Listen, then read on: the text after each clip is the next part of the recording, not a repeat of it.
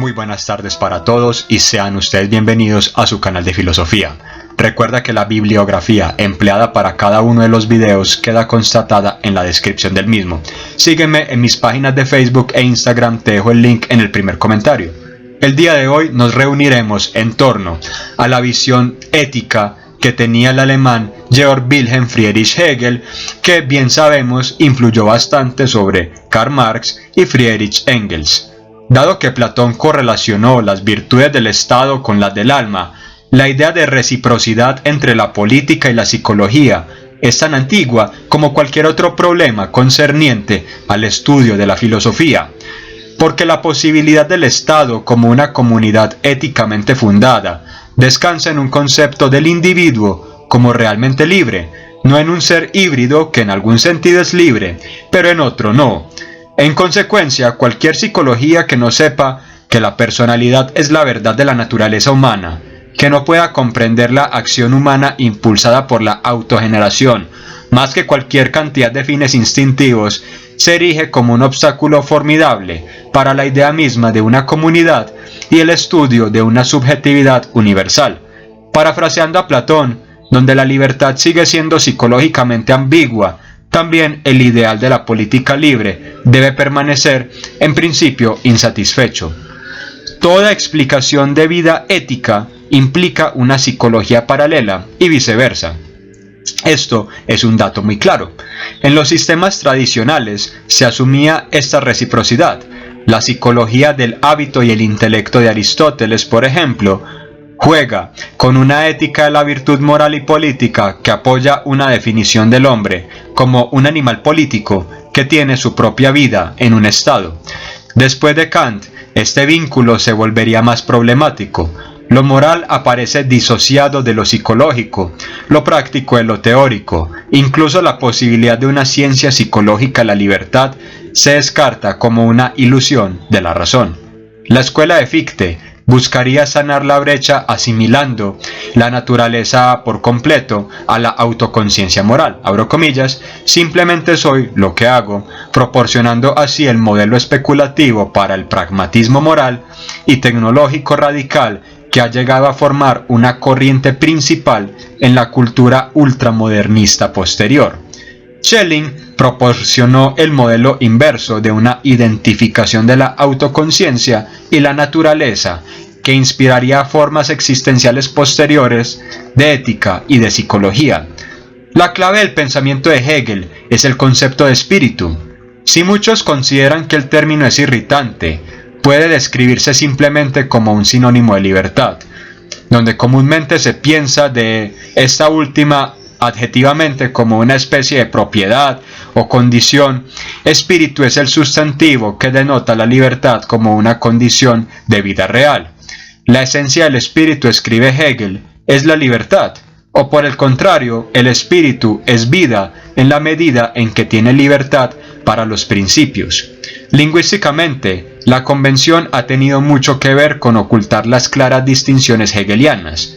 Los traductores ingleses, por ejemplo, han traducido rutinariamente al Geist alemán como mente o la mente con intención de evitar el término espíritu como si no fuera más que una metáfora poética o religiosa con tintes supersticiosos inadecuados para su uso filosófico estricto. El espíritu hegeliano, sin embargo, dista de ser una metáfora y ciertamente no es un spook, como la burla de Stirner lo apela. Tampoco aboca hacia un mundo espiritual en los cielos, abstracto, o a un Dios todopoderoso más allá de las nubes.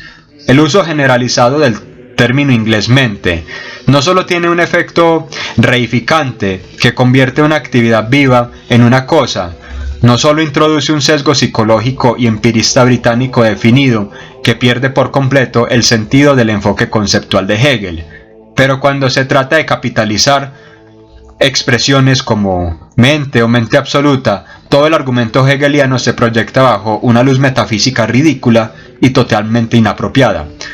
Considera lógicamente, la libertad es simplemente el principio como tal de la autodeterminación infinita, el Begriff o concepto. Al tener la implicación de una sublimación de la alteridad y la necesidad, la libertad es el principio animador de la naturaleza, que alcanza su máxima potencialidad en la vida orgánica y en el animal humano en particular. Finalmente, en y como pensamiento y acción humanos autoconscientes, la libertad es una vida real, autorrealizada y autosuficiente, cuyas formas psicológicas y prácticas deben ser vistas como momentos dialécticamente relativos dentro del espíritu en su sentido absoluto de una vida autoconsciente, en el que la libertad es explícitamente conocida y deseada como su propia naturaleza, sustancia y fin. De hecho, el espíritu es finito, un espíritu meramente humano, en la medida en que se considera que no es más que un estado subjetivo psicológico o una condición política, más que una vida infinita que es real en sí misma. Esto se debe a que, sostiene Hegel, la libertad como autodeterminación infinita no puede conciliarse con una visión de ella como determinada, es decir, como una condición existencial o circunstancial. Una libertad real o absoluta exige que la subjetividad se transforme libremente en una acción determinada, mientras que por otro lado, solo se crea legítimo ese orden objetivo de vida que tiene su animación en y por la libertad individual.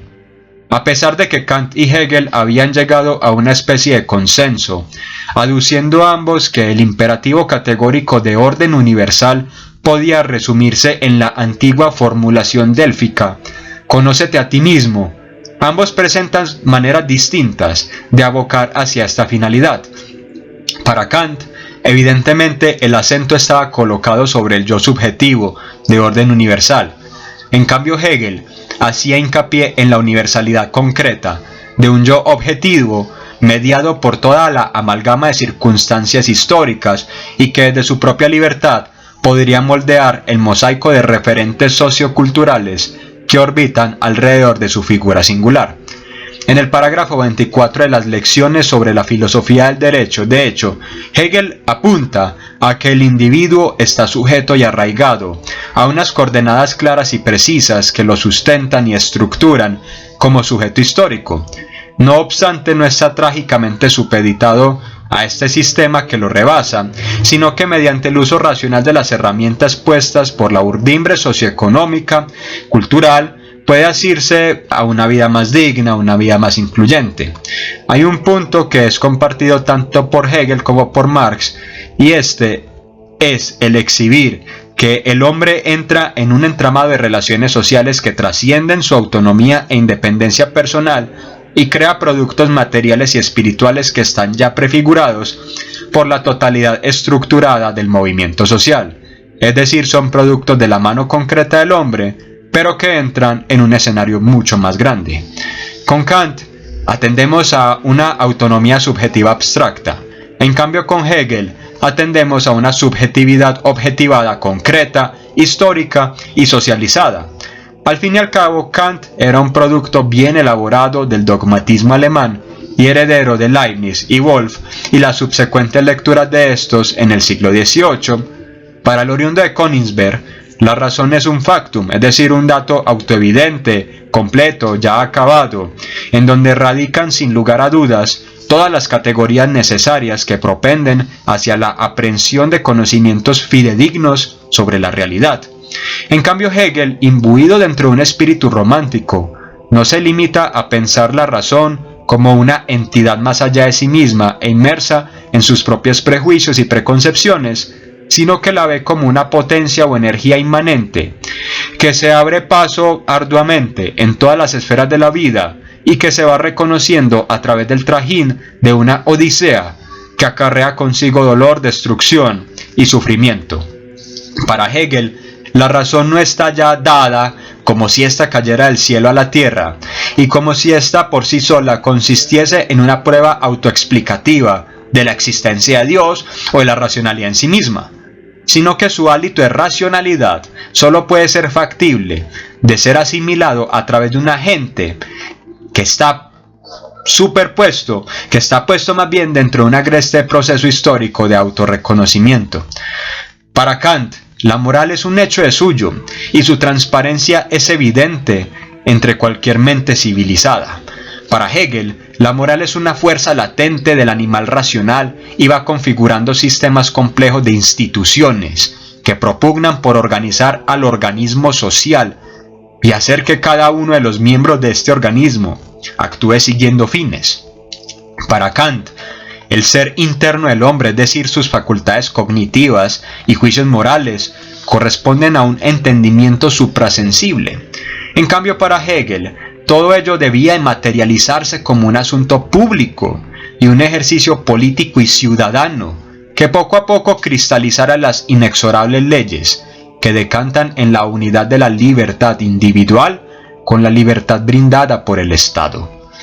Hegel arguye que el Estado es la manifestación diáfana del ser, de la sustancia universal, es la plenitud ontológica temporalizada. La historia, en este orden de ideas, corresponde al tribunal del mundo, a través del cual el hombre juzga si el imperativo categórico se ha realizado. En Hegel hay una correspondencia orgánica entre la materia y el ser espiritual. No se podría escindir al mundo noumenal de los fenómenos, ni siquiera la razón teorética de la razón práctica. Asimismo, es imposible desgajar a la libertad subjetiva y el deber de los atavismos propios de las relaciones sociales y el medio natural. Esto es lo que se quiere decir cuando se hace referencia a una correlación orgánica. Tal correlación tiende a ir en detrimento de los castillos en el aire de la moral kantiana. Para comprender de manera precisa el divorcio de las aseveraciones éticas entre Hegel y Kant, es de vital importancia atender a dos conceptos alemanes: moralidad, más atañido a la postura kantiana, y Sittlichkeit, que es una noción acuñada por Hegel. El primero tiene como implicación directa una conciencia moral íntima que se desenvuelve desde las entrañas, el entendimiento y el corazón. El segundo término se refiere a las costumbres, las normas acordadas convencionalmente y a los hábitos en común que se tienen para el despliegue de una vida buena. El primero en este orden de ideas es la conciencia individual. El segundo, en la otra mano, es la conciencia social. Para Hegel, la vinculación entre ambos términos es ineludible y la voluntad formal halla su contenido en un bienestar de orden objetivo. Es pues que para realizarse a su plenitud, el individuo debe hacerlo en tanto subjetividad social, o sea, para hacerse a sí mismo, el sujeto debe ir más allá del sujeto. En suma, el individuo debe salirse de sí mismo y hacerse lo que está por encima de su propia persona, para encontrar fervientemente al bien moral que subyace en su propia persona. Es imposible, según la moral hegeliana, darse a sí mismo leyes y convencerse de que esto es lo universalmente válido, pues esta voluntad abstracta debe refrendarse ante la otredad. De lo contrario, sería solamente una voz interna y tiránica tomando el lugar de Dios en el Sinaí, sin la posibilidad de explayar el decálogo como norma de vida para la colectividad.